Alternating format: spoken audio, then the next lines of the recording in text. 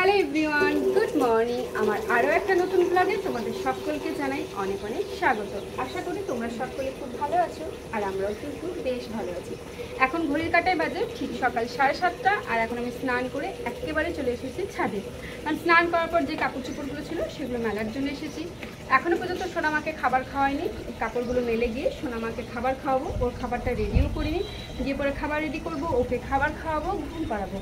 তো এখন থেকে তোমাদেরকে সাথে নিয়ে আমি আমার আজকের দিনটি শুরু করলাম। আশা করছি অন্যদিনের মতন তোমাদের বেশ ভালো লাগবে।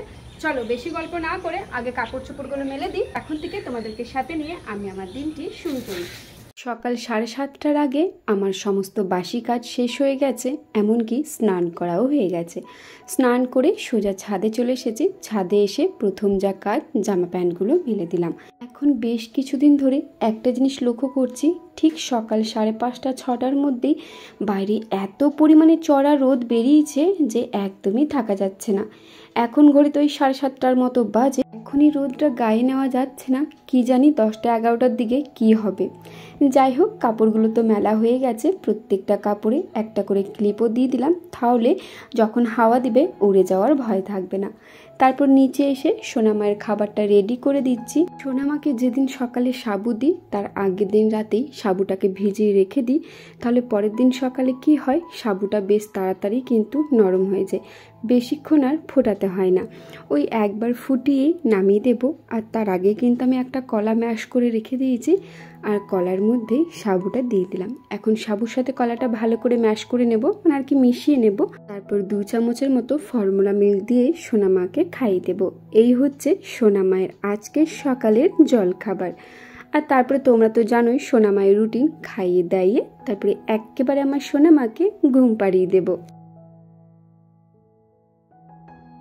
বেশ কিছুদিন ধরে আমার একটা ভিডিওতে আমি প্রত্যেক দিন প্রায় বলতে পারো 30 থেকে 40টা করে কমেন্ট পাচ্ছি। সেটা হচ্ছে, দিদি ভাই আমি তোমার পরিবারে চলে এসেছি, তুমি আমার পরিবারে এসো, বা আমার পরিবারে তোমার আমন্ত্রণ রইল, তুমিও চলে এসো। তো এইভাবে কমেন্টগুলো যারা করছো তাদেরকে একটাই কথা বলবো, এই সব কমেন্ট করে কোনো লাভ নেই।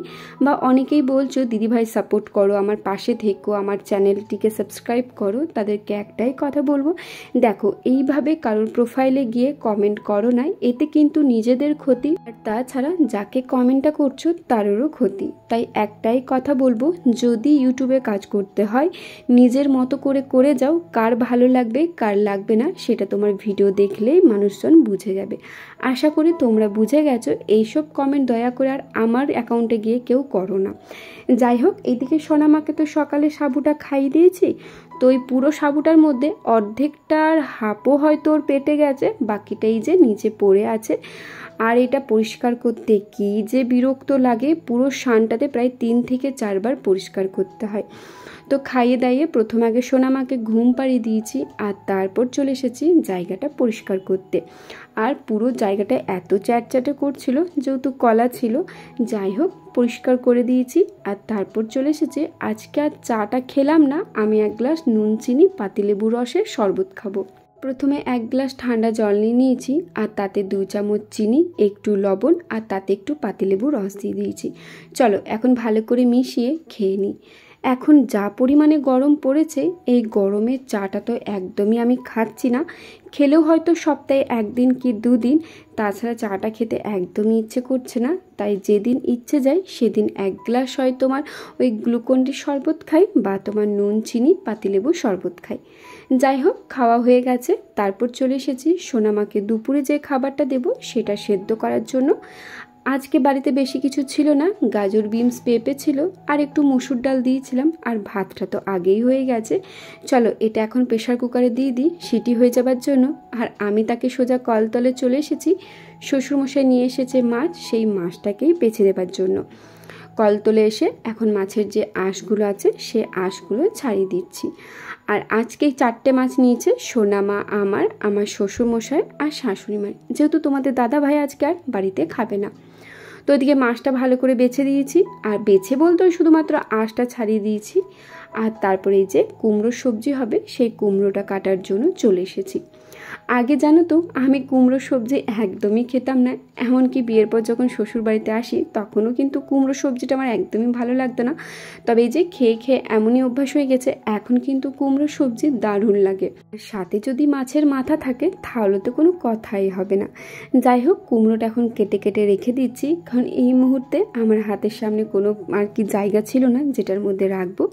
আর তারপরে একটা ঝুড়ি নিয়ে চলে এসেছি, সেই ঝুড়ির মধ্যে চলো কুমড়ো আলু সব কিছু রেখে দিই, ভালো করে ধুয়ে বাকি কাজগুলো সময়ের আগে করে নিই। কারণ এখন সোনামা ঘুমোচ্ছে, এই মুহূর্তে যদি আমি কাজগুলো সব গুছিয়ে নিতে পারি তাহলে অনেকটাই নিজেরই সুবিধা হবে, আর কোনো তাড়াহুড়োও লাগবে না। তো এদিকে সবজিটা কেটে নিয়েছি, তো ভাবলাম কাটা যখন হয়েছে তখন চাপিয়ে দিই। প্রেশার কুকারের মধ্যেই করব, কারণ প্রেশার কুকারে করলে তাড়াতাড়ি হয়েও যায় আর খেতেও কিন্তু সুস্বাদু লাগে। প্রথমে তেল, পাঁচফোড়ন, লঙ্কা আর তোমার একটা তেজপাতা দিয়েছিলাম, তারপরে কুমড়োটা দিয়ে সমস্ত রকম মশলা দিয়ে ভালো করে কষে জল দিয়ে ঢাকা দিয়ে দিলাম।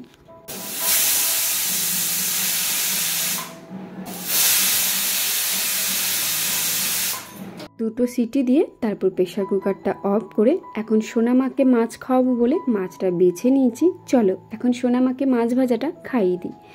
একটা কথা কি জানো তো, আমার মনে হয় ভগবানের কাছে একটাই প্রার্থনা করা উচিত, পৃথিবীর যত মা আছে সবাইকে যেন ধৈর্য বা সহ্যের একটা শক্তি দেয়।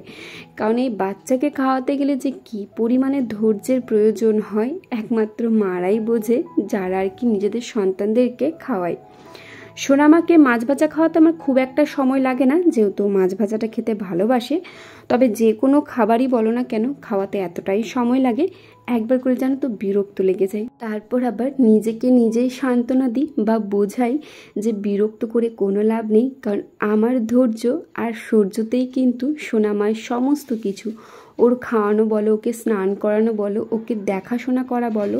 এখন সোনামা যে পরিমাণে ছটফটে হয়েছে, সমস্ত কাজবাজ করে এসে যদি একটু রেস্ট করি, ও এমনভাবে এসে কোলের মধ্যে পড়ে যাবে, মাথাটা দিয়ে পেটে মারবে, এদিকে সেদিকে হামাগুড়ি দিয়ে চলে যাবে। তখন আর মনে হয় না যে একটু রেস্ট নিই। ওর পেছনে ছুটতে ছুটতেই অর্ধেক সময় বেরিয়ে যায়, অর্ধেক বলা ভুল, পুরো সময়টাই ওর পেছনেই চলে যায়। যাই হোক, কী আর করা যায়, এইভাবেই হয়তো বাকি দিনগুলো পার হবে। তো এদিকে সমস্ত বাসন ধোয়া মাজা হয়ে গেছে, তো এই ধাড়িটার মধ্যেই রেখে দিলাম। আর এদিকে সোনামাকে দেখো, সোনামায়ের ঠাম্মি এক পা করে হাঁটাচ্ছিল।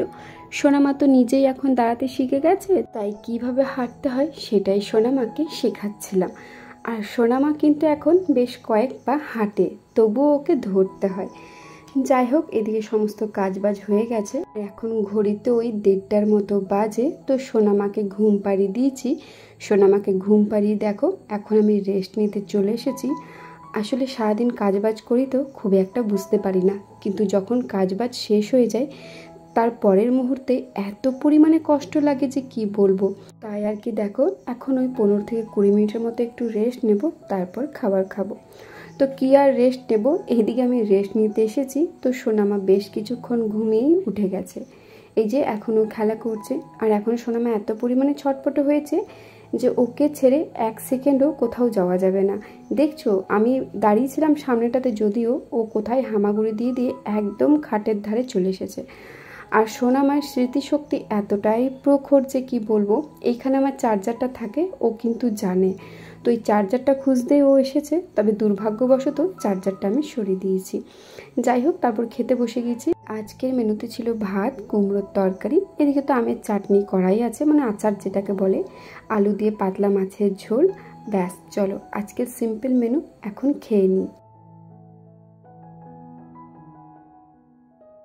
এখন বাজে দুপুর 2টো, আর আমি খাওয়া দাওয়া করে ছাদে চলে এসেছি এই যে নাইটিগুলো নিয়ে যাবার জন্য। বাপরে বাপ, সানটা কি গরম, পাটা পুড়ে যাচ্ছে। আর এখানে সোনামার কিছু প্যান্ট আছে, এগুলো নিয়ে নিব পরে।